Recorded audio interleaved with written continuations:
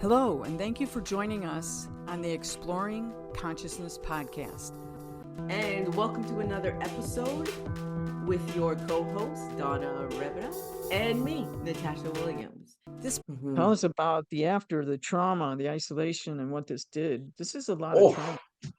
People ask me, when I tell my story, Raymond, they'll say, "Oh, I want an NDE." And I said, if you could see the scars, because they see you come back more skilled or whatever, but they don't see the scars. that's So, that's the thing, and I think many. My beautiful partner. She's a counsellor herself, and ex lawyer, stroke trauma counsellor. We actually met, at a charity where we were doing, helping other clients. So that was amazing, and I actually met her like 12 years beforehand. Can you believe? So life has these wonderful synchronicities. The trauma, yeah, the trauma.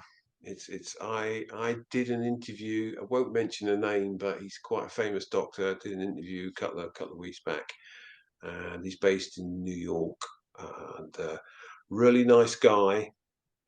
But his stance on questioning was, I found a little bit irritated me an awful lot, to be honest with you. Doctor himself. I've interviewed hundreds of people like you, he said to me, and I thought, well, if you've interviewed hundreds, you clearly haven't got the message. To be so trying to be so diplomatic, but I got to a point where I just thought, no, I'm tired. It's almost as if the trauma, I found was, and still is, the most hardest thing to comprehend. The incredulity of the experience, I find, I can't put into words. So the trauma was very difficult. After confessing to my mum and my sister that I didn't know them, that I didn't love them anymore, that had been taken from me. That had a profound effect on my mum and my sister. Um, I was still, I didn't know, again, you find out, I didn't know that if you've had like cardiac arrest, it takes a minimum of 4 years for the brain to try to get back together again. And so I was struggling with that. My beautiful sister and my mother, they did their best, but my sister, by her own admission, we didn't know you anymore, Ray. We just gave up on you. We didn't know who you were, which is what I wanted, because to me, they were no longer my family. So why that connection's gone, and then it went within an hour. And there's nobody there to tell you later, other than, oh, you'll get better, you'll be all right in a year's time. And this is why it put me into the line of work that I do now, and was because there isn't anyone in the UK with my experience who does what I do. And the thing that I try to do is, I love speaking to individual clients, um, but I'm not getting to enough people, and that's why it's lovely to do these interviews, because I know we're not only just getting to clients, we're getting to professionals, and because I'm not coming from a rainbow and everything's beautiful, and you're so, as you said, Donna, you're so lucky to have that experience. No, we're effing well not. It's like you've got the wrong end of the stick. Why aren't you happy that you're back here? You should be overjoyed. Did you sit at the hand of God? And I've had all of this, and it's I'm just Raymond O'Brien. He used to be a plumbing and heating engineer. Who just happened to be a seer. So it's kind of like, I think the seeing has really helped with the incredulity of it all. Because um, it became earth shattering. It was probably after, and this is where a lot of, and I see it, you guys will probably see it yourself with the interviews you do, is that those of us who have been traumatized really have a penchant for being re-traumatized. We seem to walk into it. It's almost like a need. I need to re-experience. I need to tell you about this. But you don't understand the consequences of doing that. There's a price for doing that. You know, it's like I used to feel like I was really abused. You know, when I used to do interviews, I've done an awful lot of interviews, and you know, I used to feel like I've been taken advantage of, or the people who are doing the interviewing don't understand what they're asking, or they're not like you guys. That you know your research. You know, you won't believe it's as rare as hot rocking horse poo that I get a description of what's going to be asked of me. You know, and I, you know, even when I say like, you know, the better the questions, the better the answers, and that's what happened the other week with the doctor. He had no comprehension, and I'm shocked at the people who he interviewed that he still didn't get a grip on the trauma. And I blame these people because it's I don't I question, why are you interviewing me? Mhm. Why are you? It's not to help others, as this clearly is. This was for Mhm. his own self. It's entertainment. Mhm. It's Yeah, for yeah, yeah, entertainment. And I've had people, so this is Ray in my time. So I've had people email me and the most awful questions that you can think of. And then I had someone the other day say, "Oh, Donna, I listened to your NDE." And I had almost the same thing when I was on my psilocybin experience. And I go, then you don't know what's yeah. happening here. It's not like being drunk or having psilocybin or ayahuasca or LSD. There's nothing even close. You think, why are you talking to me? Mhm. Yeah, Because you yeah, don't, you, it's not like that. Or people say that was your dying brain, or that was, all these things instead of honoring what we're saying. So Mhm. we honor you, Raymond. Yes. And I know thank that you. I'm talking right now because I want to give you a break from that, because people don't understand that, we've been interviewed X amount of times. Did you notice we didn't have a script? Did you notice I wasn't looking down? Because it's so seared into our memories, Yes, and how difficult sometimes it is to be in this heavy body Mhm.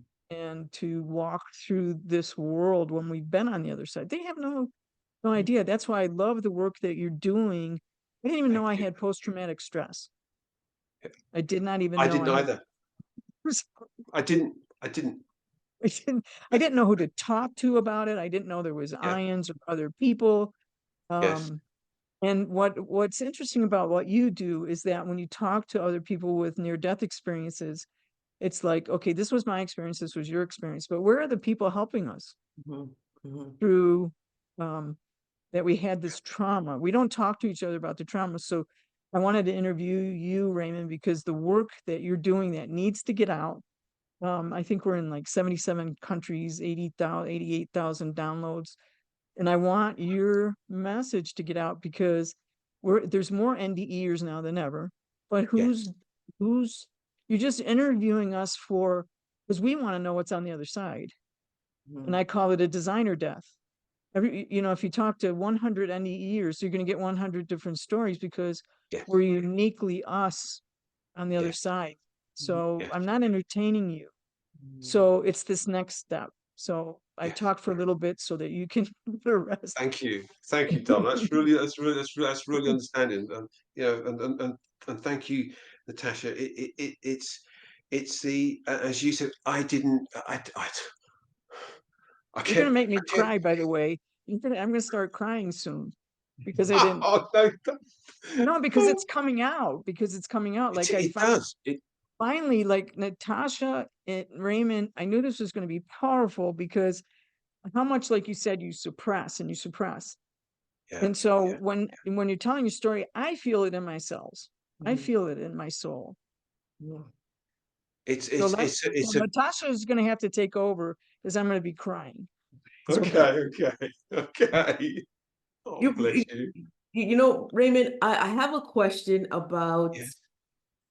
you being a seer. I am fascinated by what you see exactly. For instance, how do you differentiate between somebody having cancer versus somebody who has some sort of inflammation? Like this fascinates me with what you see.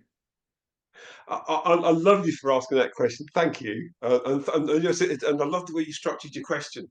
It makes an awful lot of difference. Um, I've lived with being a seer since the moment I was born.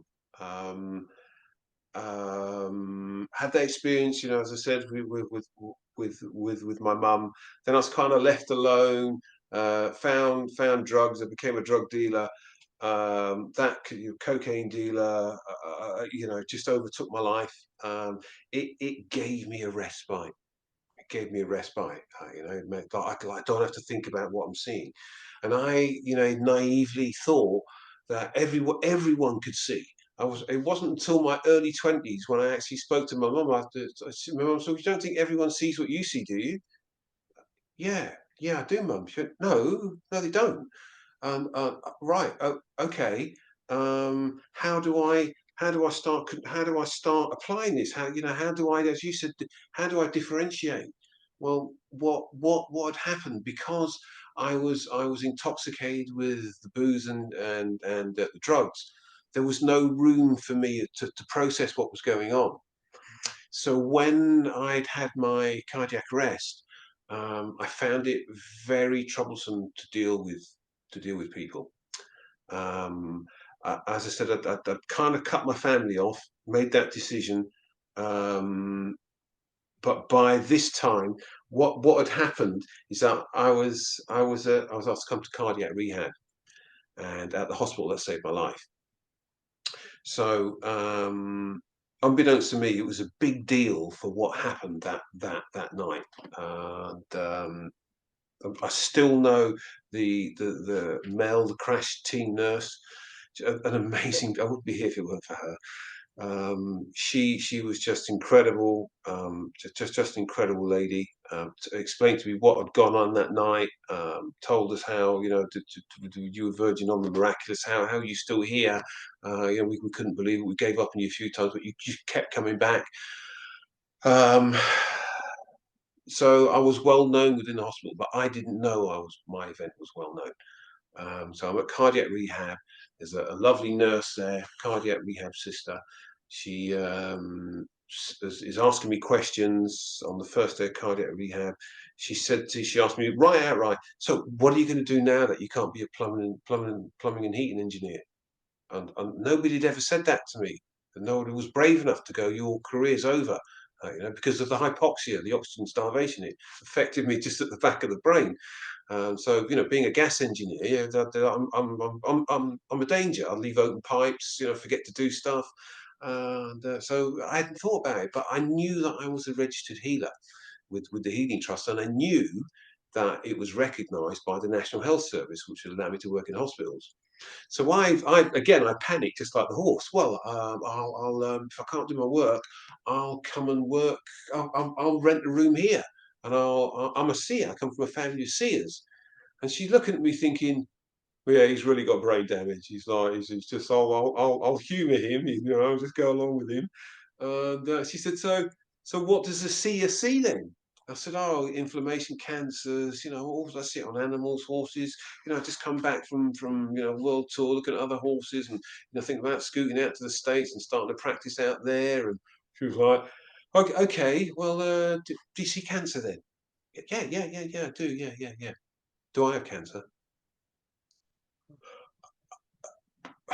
Do you really want to know? Well, I'm asking you.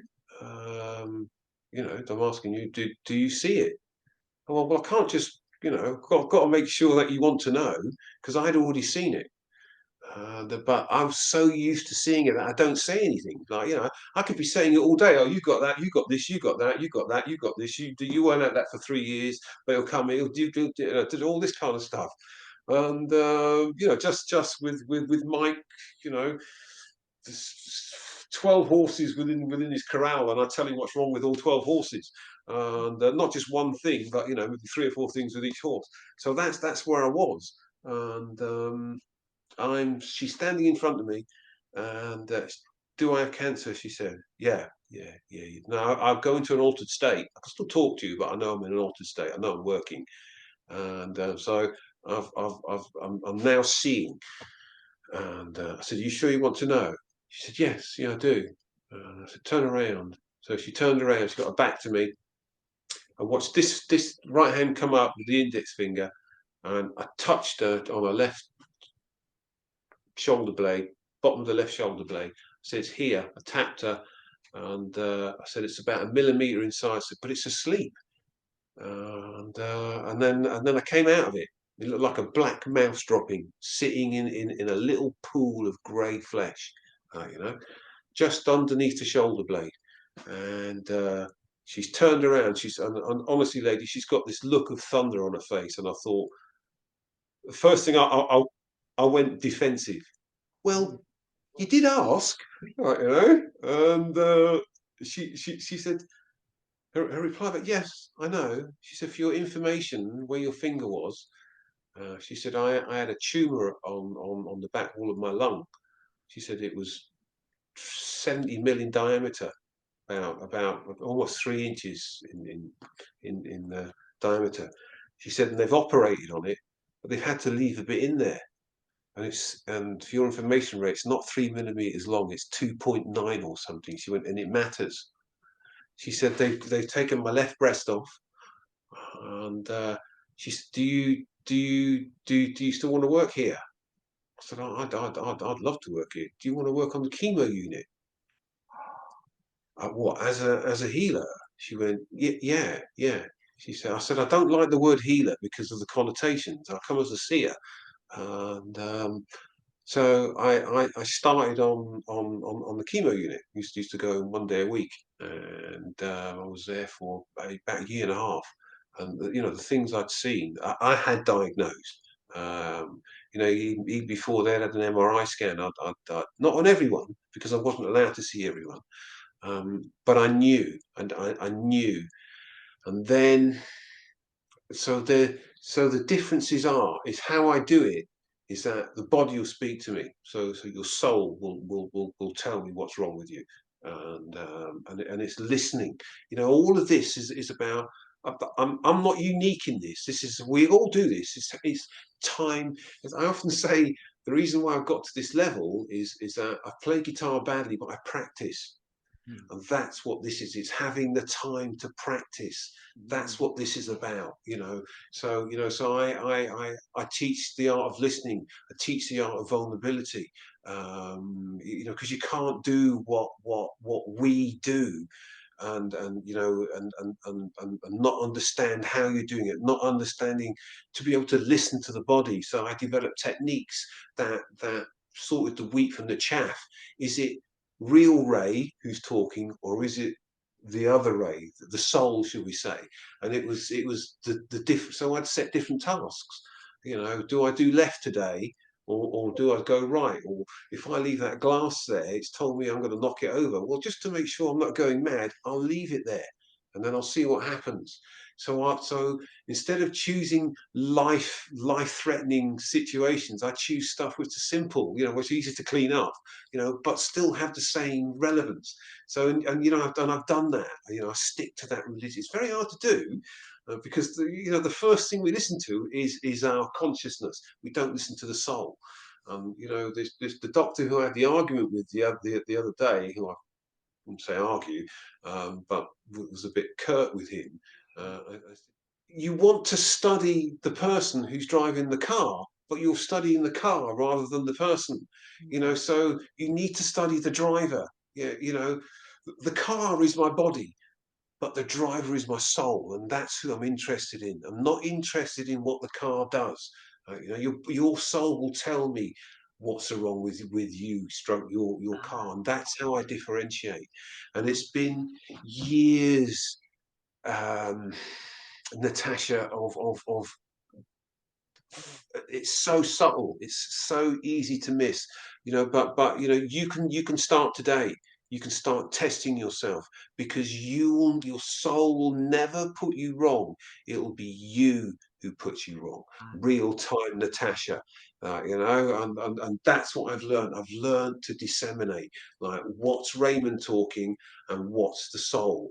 and I've done that by, you know, I'm German. I like logical stuff. I need to see it. Like, you know, I'm a toucher. I need to feel stuff. And so the only way that I could do that was to set, you know, moments of failure. You know, that's going to happen now. I mean, how many? I don't know whether you both have it. The phone rings and you go, I know who that is, Mhm. and you answer it and you go, I knew it was you. It's that sensation that I've tuned people into. You need to tune into the first point, not the second one. They're within nanoseconds. So that's what I tune people into. If you want to know how to be to exploit that, to practice it, that's what I say. So I use that now, and you know, sometimes I'd see stuff. I've had people come back to me 3 years later and go, "Do you remember you said to me that I had this?" And I thought, no, he's wrong. He said, well, I've had an MRI scan, and I remember what you said, and you're right. I have got cancer there, you know.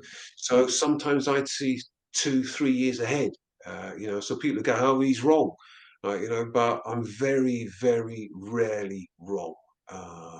You know, the Dr. Martin who put the stent in my heart when I had the all of the cardiac arrests in the Down Valley Hospital. When I wheeled in there, he said, "Oh, he said, so you're the man who's been frightening my nurses." Yeah. Sorry, doc. He said, "They tell me you see things like you're a seer." Yeah, I am. And he said, "Do you see anything wrong with me?" And I went, "What here in the operating theatre?" He went, "Yeah." I said, "Yeah, I do." He said, "So the staff are listening in, like, you know." And he said, "Tell me what's wrong with me." And so I beckoned him in. And I said, you have trouble pooing." And he flushed red, like, you know. And he went, yeah. He said, "Can you do anything about it?" And I'm thinking, you're about to work on my heart. And it's like, what have I got to work for this? Like, you know. So I said, "Can I touch you? You know, for sterile reasons." He went, "Yeah, of course you can." So he stood next to me. I touched him 3 times, like, you know. And I went, "You'll have no more trouble with that." And they did the stenty thing on me. And they wheeled me out, and this is still to do in relation to your question. I get wheeled out. I'm a bit drowsy, and it's a success. And the nurse, female nurse, says, she said, can I ask you a question?" She looked left and right. I went, "Yeah." She said, "I couldn't help but overhear what you said to Dr. Martin." Right, okay. What did I say?" She said, "You told him he had something wrong with him." She said, "Can you tell me what's wrong with me?"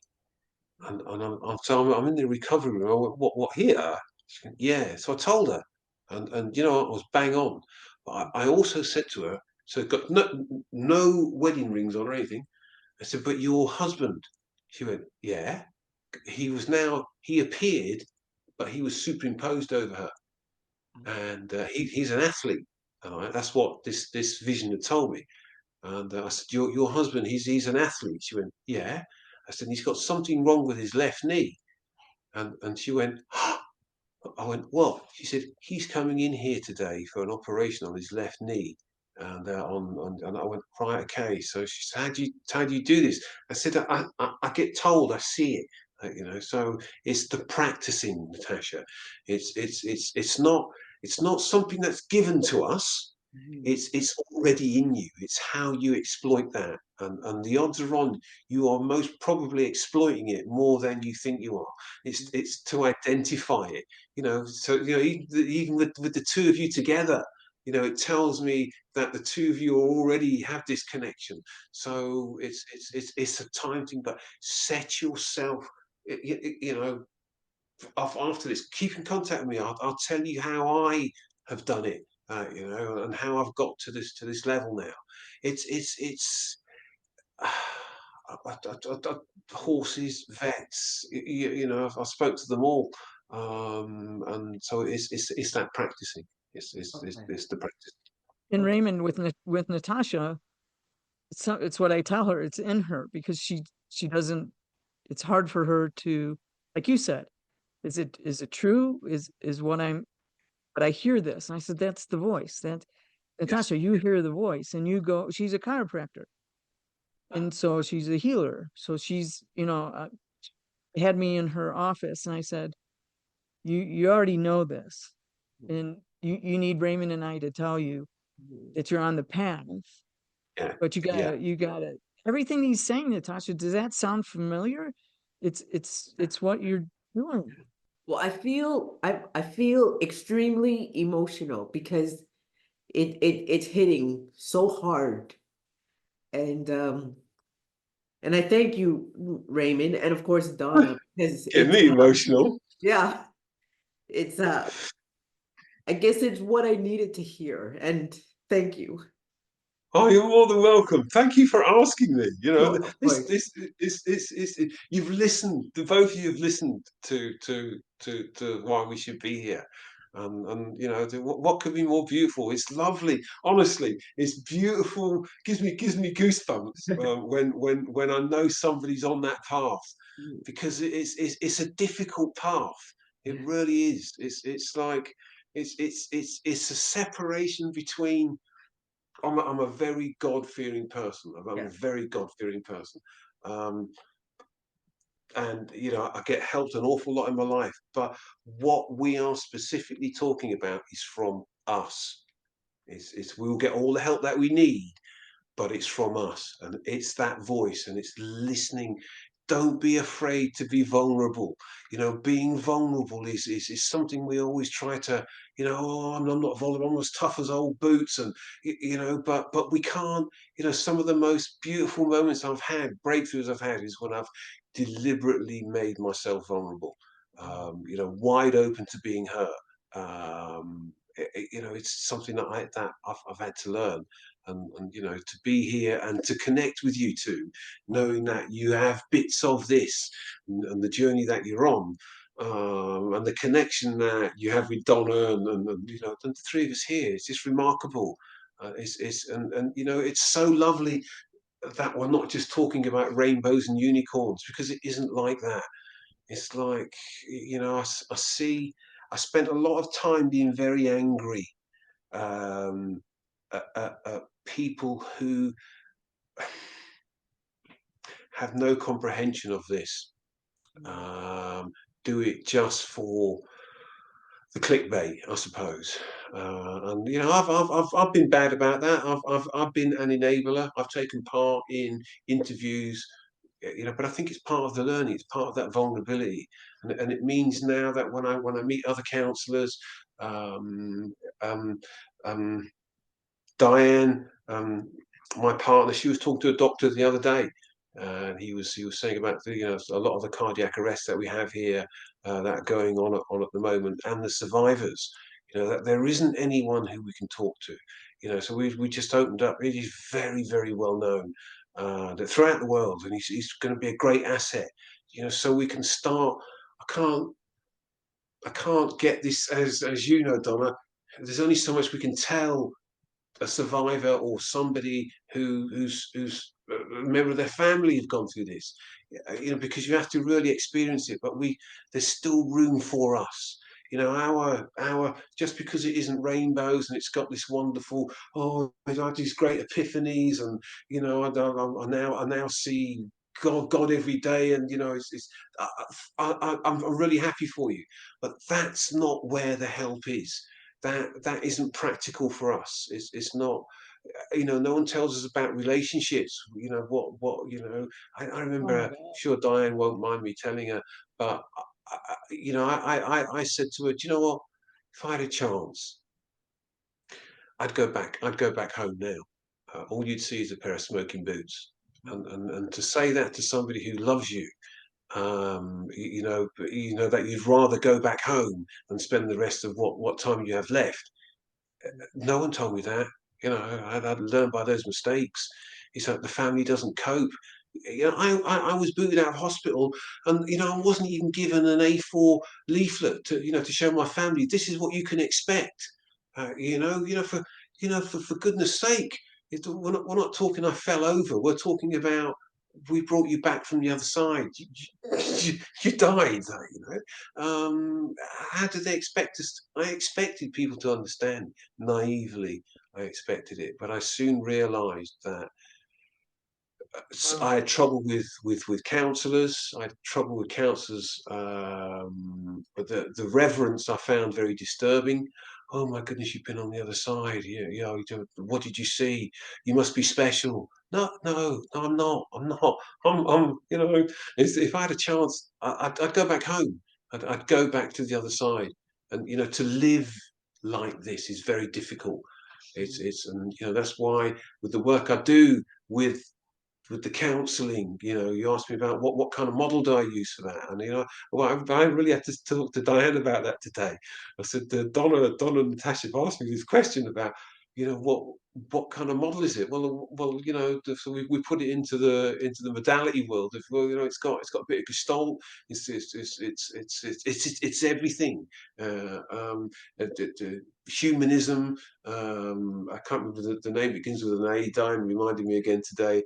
Aniism or something like that, where everything deserves thank you, and that's what I was like when I came back.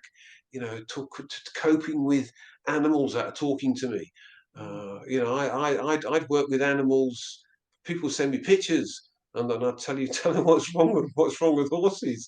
People from around the world, what's wrong with me, and I tell them, and it's a wonderful thing to do, but But it really messes with your but head. so I'm not married. I have my best friend, um, asks about that every once in a while.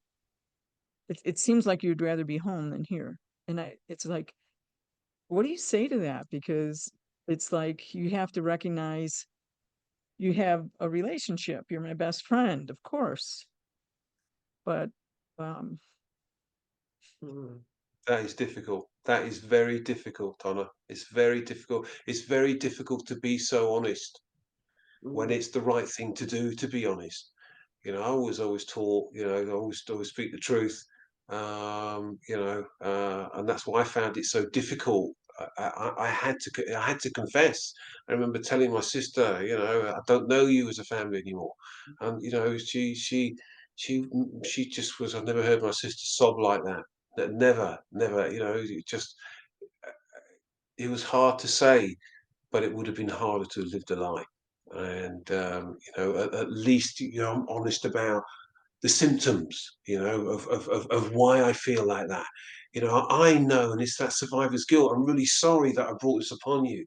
It wasn't my intention. But this is the ripples of my event, our event.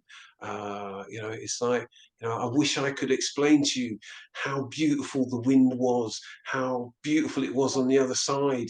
Because I'm not educated enough to give a description of how beautiful it was. But and there's not nothing. words, Raymond. There's not There even just words. isn't words. Yeah, There's yeah. not even a There's concept. tears. Yeah. When you try telling people, and even as you're saying, there's no concept, they want you to tell them the concept. So my friends of mine want me to apply for the IONS convention at Phoenix. And I said, well, I think what I'll do is bring my flute. And I heard a master Native American flautist, Carlos Nakai, said that he would express it with his flute. So I Mm. think when I go there, I will express what I felt on the other side with my flute. Ah. Oh, what a beautiful idea! What an amazing. Please Because there's no record it. I would love words. to see. There's no words. There's I'll no ask my words. friends to record it. I've been playing here in my house, but I go every time I start to play, you get traumatized.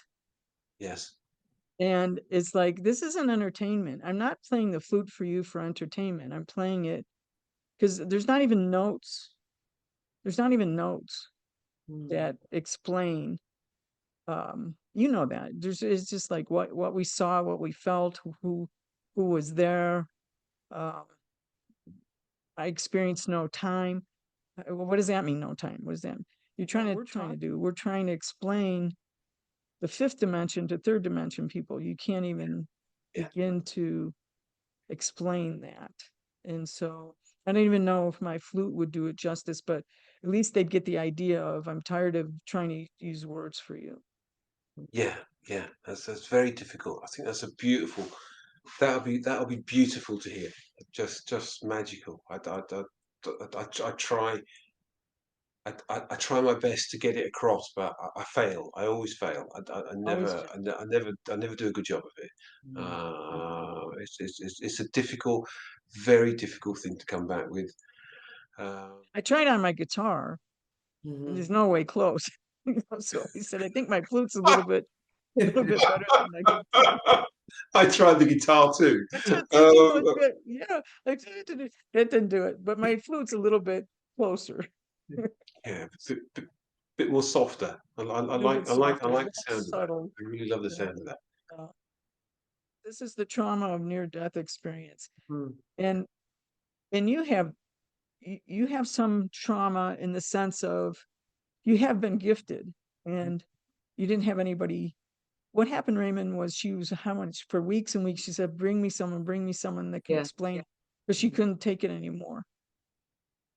And as soon as I walked in, we're sitting there, and she thinks I'm helping her. I'm an acupuncturist. She's a chiropractor, and she heard the voice say, "Ask her about consciousness." Do you tell that story, Natahsa? Fighting myself, and I didn't quite know why.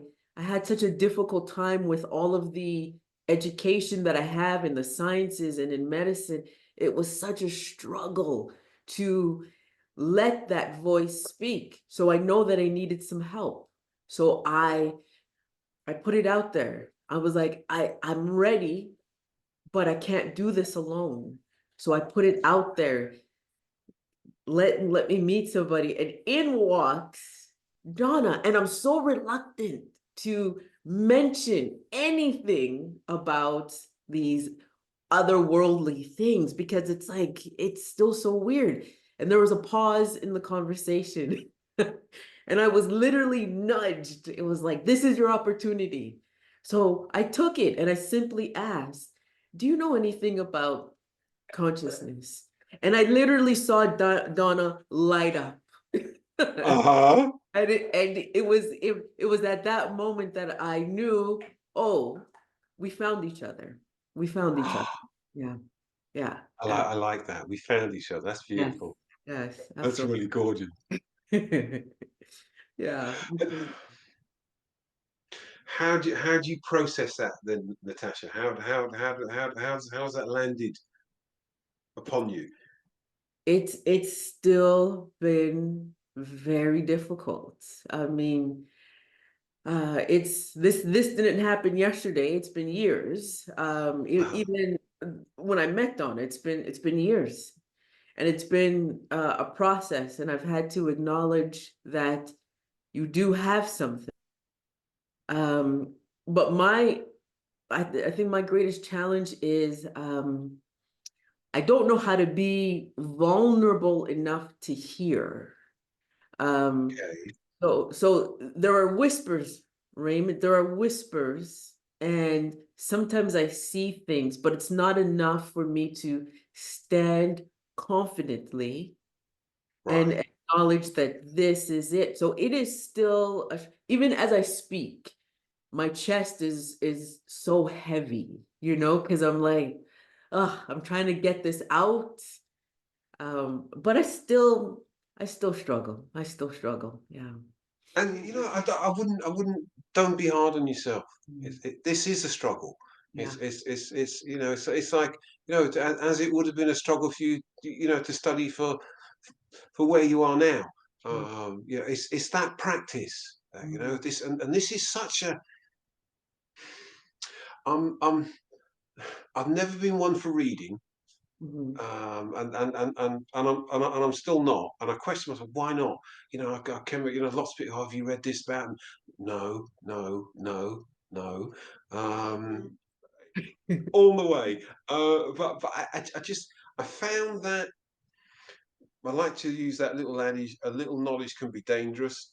Mm. And I'd got to such a point where I had maybe 8 or 9 different theories to one particular issue. Mm. And I'd read up about the 8 or 9 theories, but the most important thing that I would bypass would be the voice, would be Raymond's intuition. That's why I thought, you know what, that when I was a mechanical engineer, I had no choice. I had to read up about how do I repair that, how do I do this, and it was a different type of learning. But this, I had found that I tried listening to others, and all I was doing was diluting my own skills. Ah, So that's when I started to think. I thought I started practicing, the glass thing again. I'll leave that there. And then the voice said, if you leave it there, you'll knock it over. I'd leave it there. It might be 1 or 2 days, but I'd end up knocking it over.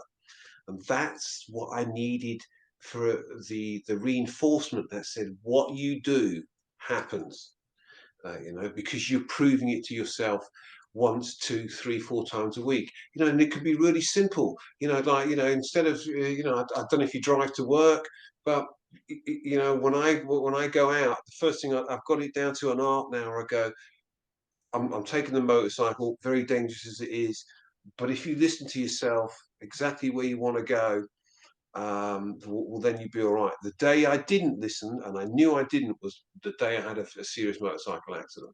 And it was like, you did this, Ray. You did this because you didn't listen. And sometimes I fail in that, but it'll be superficial stuff.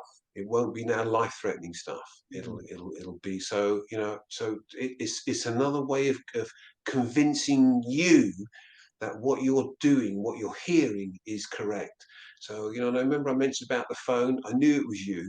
You need to focus in on that, because within that nanosecond of I know that is, you have to focus in on how that felt. Because the other Natasha will be going, nah, no, that was just luck. But it's not luck. And that's the thing of convincing. And so there are ways to do it which don't hurt you or others around you, but it's profound. It's really profound. And then I tie that in with the vulnerability side. I still have lots of foibles that I don't like doing. I think if I get this wrong, I might, some interviews or somebody will ask me, and like a sometimes clients pay me an awful lot of money, and it brings a lot of pressure to it. You better get this right, Ray, because people are paying you a lot of money. And I've since realised now that if you listen to the other Ray, you're not going to get the answer. You need to keep the KISS method. Keep it simple, stupid, and that's how I try to run it. Because I suppose I'm a farm boy at the end of the day, and that's where I got all of my information. So it wasn't from reams of books and stuff like that. I understand that there are times when you've got to read up stuff, but for what we're talking about, it's like there's very few authors or knowledgeable people who can go, I know what you're talking about, and what you've just said tells me that you know what you're talking about. Just as the three of us are here together, we know this is right. It feels right. So it's all, and it takes a long time. Nobody is going to come up to us and give us a certificate and go, "You're finished." It doesn't. The only time it finishes is when we leave here. So that's how I see it, and it works. It works for me. But there's not enough of this. There's not enough of what you two are doing. There's not enough of Raymond O'Brien and my partner. There seems to be this some sort of psychosis that everything revolves around Rumi quotes.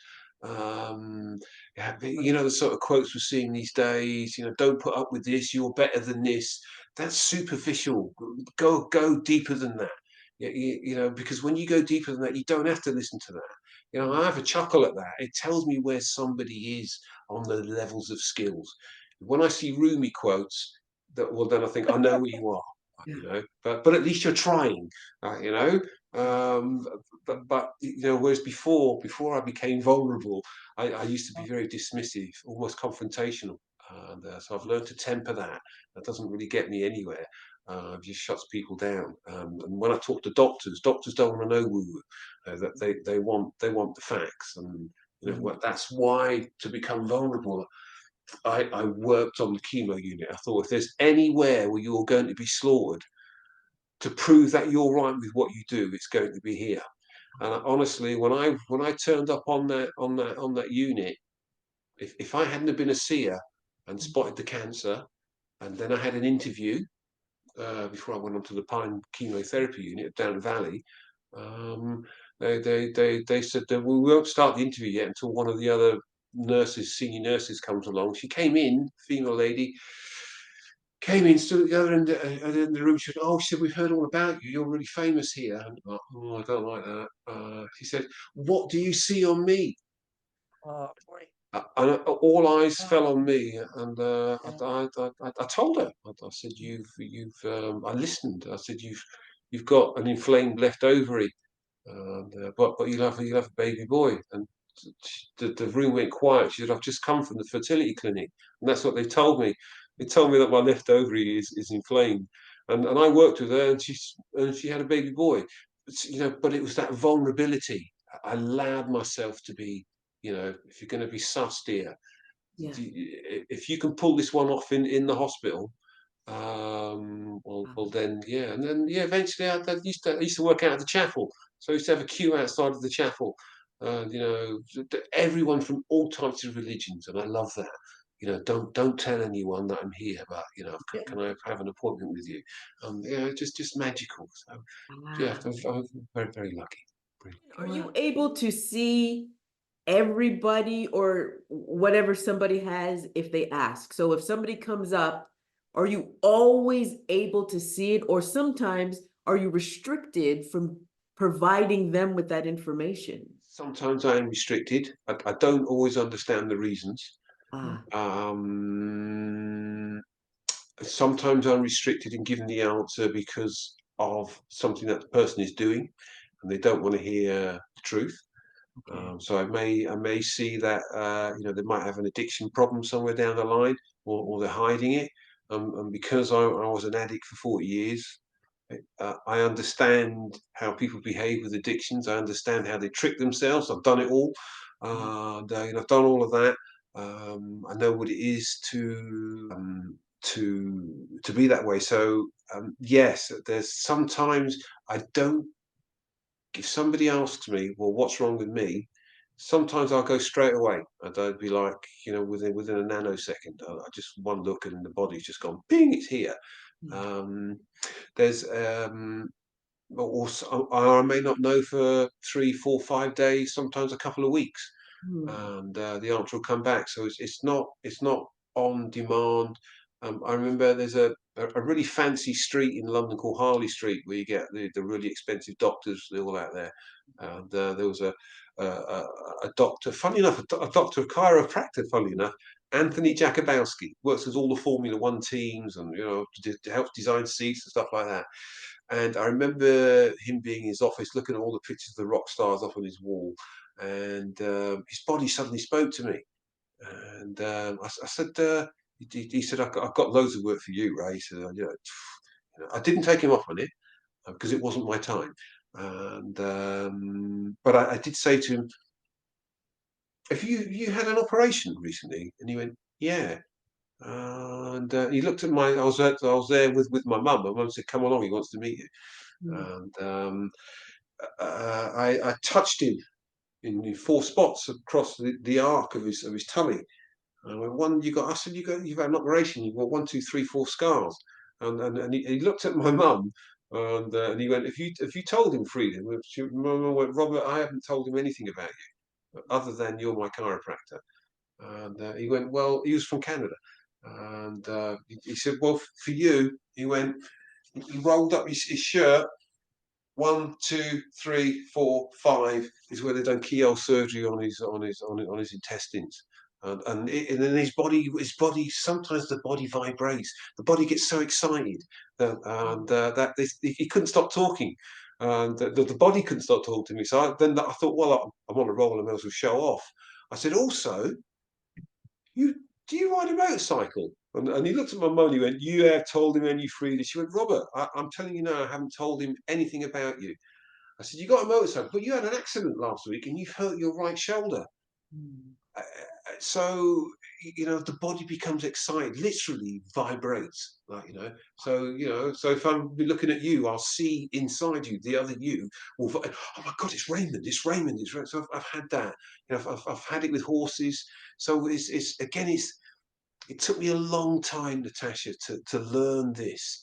I'm 62 now, I think. So it's a long time mm, to learn these skills. So just because you might be sitting there thinking, "Oh my God, how did he learn all this?" Well, time. As I learned it the same way you learned your skills that have brought the profession that you have to you. That it's no different. The skills that I use are no different to what you have used to learning. It's that you trusted what you was being taught, and it's brought you to where you are. And that's how I operate. So so the clients who ask me to teach them or mentor is probably where I am. Mentor an awful lot. I enjoy counselling, but I enjoy mentoring more, and because I can be more expressive. I don't have to stick to to Gestalt guidelines, PCT, CBT, all these. No, it's all combined. But it's the main thing is that I dip into the pool of Raymond, because I know that when I do that, I'm getting the right answer. It's not a corruptive answer coming back. So you to keep at it. Doesn't matter whether you have the ones that I didn't get that right. It doesn't matter. You will suss it. Just as when all the books were piled up in front of you for your course, you must have looked at them and gone, but you broke it down one chapter at a time, and this is no different. I'm not this. This has got nothing to do with Harry Potter, special woo woo. It's how am I going to do this? And as you said, Donna, it's unique to every one of us. So I think the advice, if you're going to go down this route, I'm not saying don't read,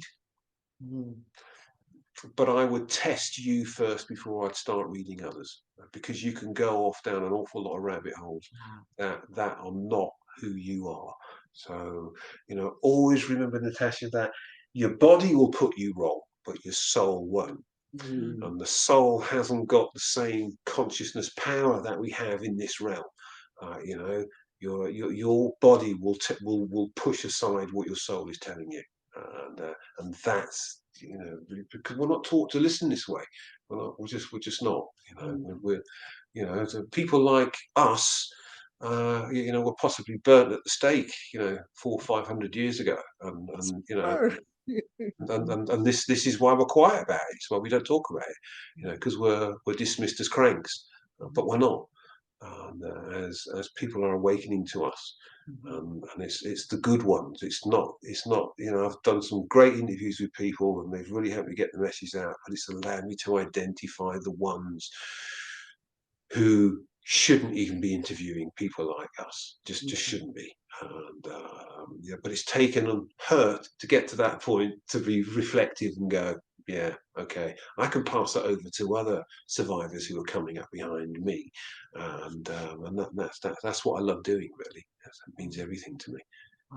Raymond, how can we're getting your message out, but what's the most important thing about your message? Is it that just that the medical profession hears us and does something? Is there a way that you want people to contact you, or what is that kind of thing with your message? I want to touch millions of people with you. Thank you. I'd love that too. I genuinely do. Yeah. I think there's how do we get that We out? do I think this, yeah. First off, this way. This is beautiful. This is a beautiful thing to do with you both. Thank you. What I found is that for a lot of researchers, particularly the interview that I did the other week, was that the interviewer, the doctor, assumed that because he had doctor in front of his name, that he knew. He considered my experiences second to his. I'm going to ask you questions. One of the questions he asked me, he kept interrupting all the time. No, no, no, no. I want to know what happened when you had your cardiac arrest. But you can't disseminate it that way. It's impossible. You can't just pick one particular, because each one is intertwined.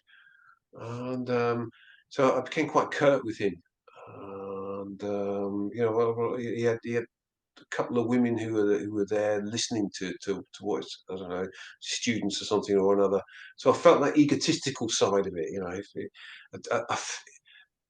I felt that power imbalance before, and it angers me.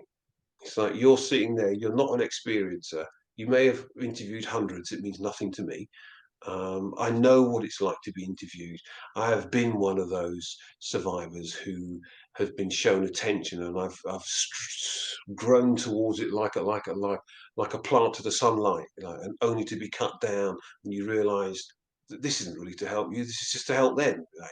They have no comprehension. I don't understand the technicalities of what happens when somebody has a cardiac arrest. I'm not bothered. It doesn't help survivors. Some survivors, when I said it wasn't a good interview, and they were like, "Oh, I've learned an awful lot from him." I didn't. If you want to know that the cell lives on for 16 hours after the body has died, well, okay, but how does that help? Has that this is it's great research, but it's not even your research. You've dipped into everybody else's, and brought them together on your platform, and that's not what this is about. This is about how the survivor copes, family relationships, trying to get people to understand, trying to, like, this is what you can and what you can't ask us. This is, how many times I remember sitting with a guy. I was about to be discharged. It was 2019. I had 6 heart attacks, and sitting up in the hospital bed. And when they discharge you, they said there's something that's wrong with your heart. Okay, all right, yeah, all right. They can't do nothing with it. Okay, fair play. Doctor says I'm going to discharge you. What do you do for a living? He said. I said, oh, I'm a counsellor. I deal with verified near death experiences. And verified. People who have been, yeah, you did flatline. Not, I nearly stepped in front of that bus. I'm not interested in them. I respect their experiences. I'm interested. Did you flatline? Well, then you are my client. You are my specialised field. I don't know what it's like to step in front of a bus and I nearly died. That's not where I'm at. For you, man. Donna, you don't even know. You I don't do even know. I actually do know, Natasha. Yes, I do know. This is important. I know. You're Don, sitting there going, that feeling of oh, tribe, a group, that someone understands oh you, my gosh. that you're getting answers, that you're getting direction. Like, That's see it on your face. Yeah. yes. What? So Raymond, the Yes. question is better stated, that this is really for the near-death experiencers listening to this channel. This is for Ah, you. One, for you to realize that it's post-traumatic stress, that yes. you have that you need to find your tribe, and it could be, and again, the the voice that to be vulnerable. Uh, I wish we had a brochure or a some kind of workbook that we could give them. I mean, like you said, when you left, something to give the family and something to Yeah. give the near-death experiencer. But if you're going to go for counseling, not everybody can fly over to the UK and be, Raymond's client. But is there what do we tell near-death experiencers who are listening to this, who are crying, who are, oh my God, yes. What do we do for them? That's my question, is where do we go from here? Because you broke it wide open for us. I think it's an amazing question. It's got so many answers. So many. Um, Yeah. so I would probably, what for those who are, for the experiences who are experiencing what we're talking about, the really, even, um, the first thing I'd say is that when it comes to PTSD, um, i- um, is that I have found that I have suffered PTSD through wonderment. Not just through, oh my gosh, that was a painful traumatic experience. I know I've got PTSD from that. Right. But what I didn't realize was the PTSD through the incredulity of the experience, and Yes. how mind blowing it was. It's so, so that's to be so. PTSD isn't always with bad, awful things. It can be, oh, wow, I can't That's process that. that's so perfect, because I didn't know I had PTSD, because it was Why would I have PTSD? You saw God. What are you talking about? Mm. No, it's that Yeah. incredulous.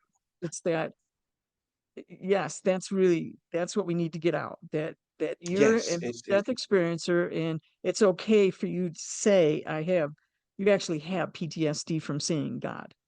Yes, yeah. I mean, yeah. I mean, when I still rock when I think of no, Raymond, you died. Your eyes were in the back of your head. Died. We died. Yes, it's what, really, So I'm still here. Trauma. Boom. I for survivors who are looking for help, I would be very careful of my counsellor. I'd be very careful who I've chosen. Um, there's out of all of the counsellors that I've had, and I've had an awful lot of sessions until I understood that the people who I'm seeing don't get it. You need to become a trained counsellor, Raymond. You need to take the years out, and you do nothing else. Like, take your 5 year sabbatical, get your head together. In the meantime, you have to work to find out a teaching program of what if another Raymond O'Brien walks into my office? How am I going to deal with him? What am I going to say to him? Oh, you'll be okay in a year. You'll be fine. I mean, I've heard all of that. I actually sat next to a guy who had the really traumatic NDE, cardiac arrest. He was in the room with a cardiac resus officer who brought him back the night before or 2 nights before, and this resuscitation officer was saying to him, "Yeah, Paul, I was there that night. I was one of the men who resuscitated you. We could see that you were a survivor because you were holding off a grim death. The perspiration was running off you. We had the lambda machine on you. It was doing whatever. But you'll be all right in a year's time." I snapped. I snapped. I snapped. I've known this bloke for 12 years. I said, what happens if he's not okay in a Yeah, year's time? yeah, exactly. Exactly. Yeah, yeah. What do you think is going to happen to him? And he just looked at me like, and all he had in his hand was a tiny little A4 leaflet that was given from a group called SAD, Sudden Arrhythmia Death Syndrome. A really good group out here, very, very helpful. Will provide counsellors, but the counsellors don't have our experience, the transference, the projection that they ask. So what was it like? They start comparing, and that's been my experience. Destroyed me. I've been destroyed so many times by counsellors who didn't know how to deal with me, but thought, given to me, I'll try. You were passed from one to another, and I've just left as a pool of tears. And I just thought, I'm not having this anymore. What can you do about it? I gave a talk at the hospital that saved my life. It was a full house. It was about the litigious overtones of resuscitating somebody who doesn't want to be resuscitated. I used to carry around a "do not resuscitate" with me. And when I came back into 2019 I walked into the hospital a couple of days before Christmas, severe heart attacks, and the female doctor stood next to me and says, "Yeah, you've had a couple of really big heart attacks." Yeah, I feel that. I just want to say that if I have one here now, you can't resuscitate me. She looked at me like, "What?" She said, I said, I've got an advance directive, and do not. This is what you have to do to me. You have to give me water. You can't use that lander machine on me. You can't bring me back." And she was like, "I'll have to get a psych team in here." And she gets us like a crash psych team come in who have no experience other than working in the hospital. They've dealt with people who've had cardiac arrest, but they've not experienced what it's like to be the survivor. So she comes back with this psych person who asked me 5 or 6 questions, and I just thought, this is pathetic. The actual piece of paper now they've given me, they're taking one off me and giving me another one, and this is their perceptions. It's got all red chevrons around it, like, a big red writing on it, and it's like, this is your perception of how we cope with this. It's like, I felt like, Yeah, wake up! exactly. It's like it's not a walk in the park. We died. Can't you see that we've died? But No, because no, it's called near death, and I want that changed Right. because they said yes, You were near, no, no, I was dead. I drowned. I was dead. Yeah, I yeah, was dead. So I yeah. drowned. And they go, well, You did. you couldn't. I go, well, the rope strangled my leg to the bone. I can show them my scar. Can you believe that? How can so you're believing something material, you're looking at my leg. Did you think I made that up? Do you think I went somewhere and just strangled my leg with a rope? I mean, it was death, death. So I love Raymond Moody for saying near death, but I'm starting to say actual death experience, ADE. Diane and I have had this conversation Okay, because of course. she's an ex-lawyer. It's all about wording, isn't it? So we've got a website coming up fairly soon. We're starting a whole new website for it, Good. and we sat down and debated this. It's not near death; it's actual death. Actual. So what you're saying is absolutely right. It's near doesn't even do it justice. It's like we have died, and that's the difference. It wasn't near for us. It was verified, and that makes all of the difference. It means that I don't waste my time, with the greatest respect to people who, oh, I nearly stepped in front of a bus, or the plane nearly crashed, but it didn't. I'm not interested. You go to somebody else. I, I need those who, because I can communicate with them, because I know, I mean, as you do, we've experienced it. We know what it feels like to be resuscitated and the consequences that come with it after. I don't know about you, Donna, but sometimes I find it very difficult to stay here. I find it a struggle. I Every don't. single day. Mm, Every single day. Thank you, mm. thank you. Yes, Every same, Dan. single. That's how I feel. But you know, to explain that to a loved one it's like you know it's part. This is why the divorce rate's massive for us, and so is the suicide rates. It's just it's just crazy. I used to do a People lot of say work if with you, military. yeah, if you're so enamored with what you saw, why don't you commit suicide? I said, you really have no understanding of my knowledge of talking with God, Yeah, as I had that choice that day. So yeah, don't yeah. even, it's not even, don't even do that. And that's why you said that suicide rate is because some of us we can't take it anymore. But there's some That's of right. us that go, oh, it's my job to get that out. And I just want to say this to you, Raymond. So listening to the voice and being vulnerable. So I would go on these podcasts and they'd say, well, what did you hear? I said, well, I was to come back and talk about surrender and choice. And they wanted a sound bite. And I would go after the interview, I'd go, well, that really sucked. I did such a bad job. So a Yeah, couple of weeks ago, I hear the voice, and the voice says, Donna, you have a podcast. We asked you to do the podcast. I said, yeah, I know. I've been doing the podcast. The reason we asked you to do the podcast is we want you to explain choice on your podcast. Oh, you want me to just go into detail about choice and what I heard? So now I just put out 2 podcasts on choice. Was so vulnerable because it's like I'm putting myself out there. The first slideshow on my PowerPoint is my angels told me, and I'm not sure how I said it, like dictated to me or whatever. So just by saying that, beings other than human asked me to do this, and I'm now going to do it. So hearing that voice and being vulnerable and putting this out is like the scariest thing I've ever done besides, talking on an interview. I wanted you to know that.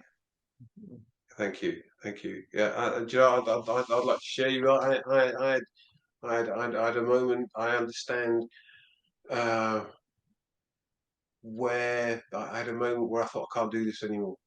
Well, that's it. That's Good. it. The sense of peace to go was. I understand how people can just go. I can't do this anymore. I'm just checking out. I'm going to take my own life and I'm gone. I didn't realise the peacefulness that came with that resignation of doing that. Something said stop. So and I'm still here. But what I found, what I actually touched that experience of what it is like to go, I can't stay here anymore. I understand now No, why. I understand that. We have Yeah, jobs to do.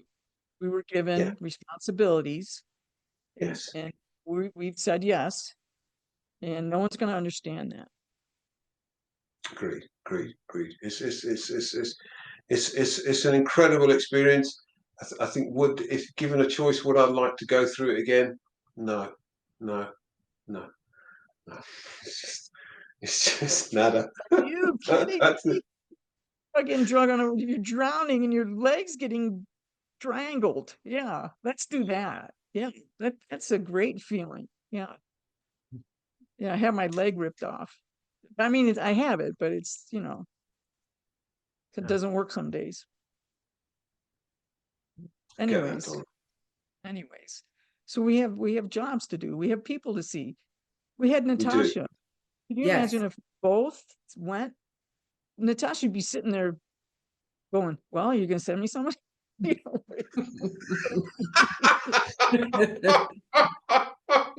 Like that.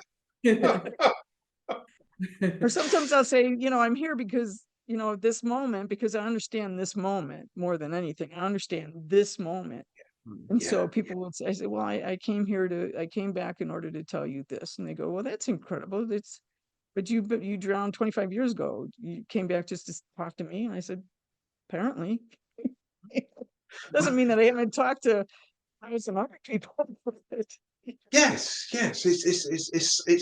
It's. My mum asked me that. She asked me, "Why do you think you're back here?" Yeah.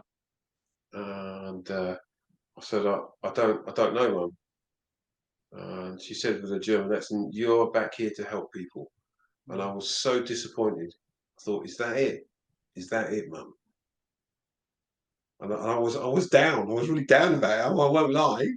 But it wasn't until later when I started to grow into the experience. That was when I was young. I didn't have my mum's wisdom, but now I think I've got a little bit more of it. And she's right. It is about helping others. I can't think about. I know it sounds really cheesy and passe, but that's where I am. I am with it. I couldn't have a better life than I've got now. Some survivors don't. They're walking around with parts of their body not working, and I consider myself just so lucky. Even just to be here with you two, it's like who'd have thought? I was a gas heating engineer, drug addict, alcoholic. Now the life is just turned inside out. It's just wonderful, wonderful to help. Yeah, Very lucky to be. we grow too soon old and too late smart. We That's do. We do. an Amish expression. I like that. That's But lovely. I think it goes back to for the near death experiencers to first to be aware that it's okay. You had this, and it's okay to walk around and be human. You're not just because you Yes. talk to God, you're not God's representative. Um, Someone asked me a question on a podcast one time, and I go, "Oh, you want me to be God for a minute? Okay, here's what I think God might think." I mean, it's like you're normal, you're everyday, you're foible, you're human, and go be kind to yourself, like you said to Natasha. So be kind to yourself that you're not perfect, or you don't talk to your angel every day or whatever. So be kind. Um, be careful with who you go to counseling with. Those are great things. I would love to hear about your website. Maybe that's really what we need, this kind of website. I'm going to be talking about this. If they pick me for IANS, not only am I playing my flute, I'm going to be talking about the work that you're doing and the Thank you. importance of not just hearing, okay, you're here to hear my designer death, but really what's important is that we get this message out on how to take care of one another. Understand? Yeah. And Natalie Sudman and I did a podcast, and we talked a little bit about that, about what it was like what are the expectations of a near-death experiencer? Like you're on demand, you can answer questions like people. It's so profound, isn't it? It's so profound. I still try. I was asked to give a talk at the British Film Festival, and there was the theme was death, and there was a lady. There was a Professor Chris French there. He'd been brought on as as the guy who was going to diss me. He's I just opened him up. And but in the audience there was a woman there, and that's what struck me. She gave me the motivation. She asked me a question. I can't remember what the question was, but the interview is on the internet. And she said that I answered a question, and she said she had been struggling with that very question that I'd answered within seconds, because she spoke to somebody who'd been there, seen it, done it. She said, 20 years I've had that. That's rattled around inside me. She said, just come here. I was told to come here, and you've answered that for me. And I just thought, that's the difference. That's the difference between the researcher and the experiencer. It's like it's incomparable, and I get so annoyed, and I shouldn't do. It's a weakness of mine, but they annoy me so much. You are only a researcher. We are the experiencers. We are not the second class here. You're not top dog here. Without us, you have no podcast. You have nothing. And it's that disdain which I felt the other week when I was being interviewed. It just angered me so much. Who are you? Who are you, mate? You know, walk in our shoes, and you wouldn't be asking us such pathetic, frivolous questions. You know, I don't care if your cells live for 16 hours after. I couldn't give a flying hook. Genuinely don't. It's how do we move forward in life? Like, you know, so yeah, so that's I'm quite direct. I've been told, but Okay, honest. I get angered and annoyed too, Raymond. You're not the only one. You're not the Thank only you. one. It's good to hear. And it's not a personality issue with you. It's there's something called righteous anger. There's a righteous anger. Yes. Mm, Like you said, there's these subtle differences, and so it's okay to have righteous anger. But what do you do with it? So you can be annoyed and you can be angry, take a breath and go, who am I in service for? And you Mm. had to get to this interview. Mhm. yeah, yeah, So yeah, who am I yeah. in service for? And it's to the ones that are uh, dying to hear our message. Yes, yes, yes, yeah. I mean, can you imagine? I remember one client. He came to me, and he said he had his cardiac arrest while he was in the hospital in the toilet. He was much older than me.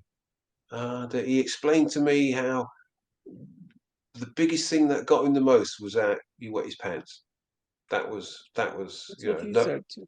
yeah, and that was what I felt. And it was like, been there, mate. And that was the big Yeah, yeah, difference. I know what that's like. I yep. know You what know that's what like. it's like. Yeah, it's Yeah, yeah. and many don't. The researchers don't get that, and that's what's beautiful about what you're doing here. I haven't got the capacity to do what you guys are doing. But Raymond, you have those gifts, and so together we're a puzzle piece, and so you're this piece that Yeah, does this, or this I piece like that. that does that. Yeah. So it's really okay. It's Mhm. really okay. Mhm. The love that I have for you, Yeah. the two of you has been, That's beautiful. Thank you, ladies. it's been very healing too. It's healing to find your tribe. It's healing. So It is. It is. It's not, and you know, it's great to know that you're not losing your mind.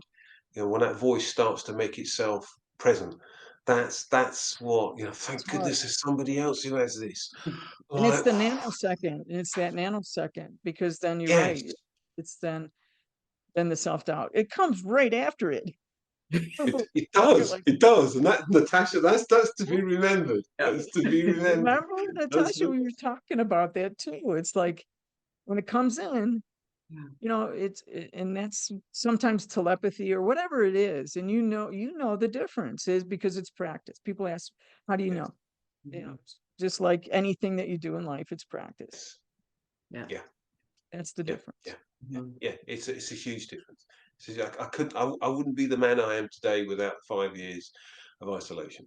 That was that was needed, but very very difficult.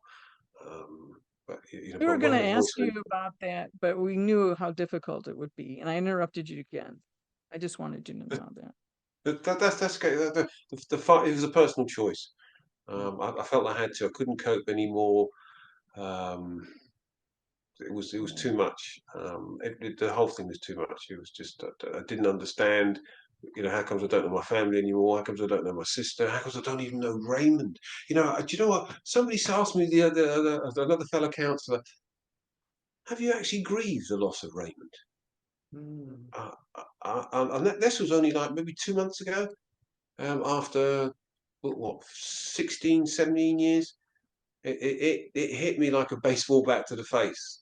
Yes. And I don't mind saying, I thought that, and I got home and had a real good weep about it.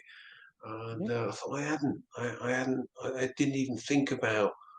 It was like they pulled one Raymond out, put another one in who I didn't know, and it was like, so very, very, very difficult, very, very difficult, but beautiful to talk about, ladies. Beautiful to talk about with the both of you. Thank you. I'd like to The question. publish the whole thing Mm. instead of normally when it gets personal and we're crying, I sometimes cut that out. But if you three are okay, you three, I'm looking at your souls. Beautiful. That's gorgeous.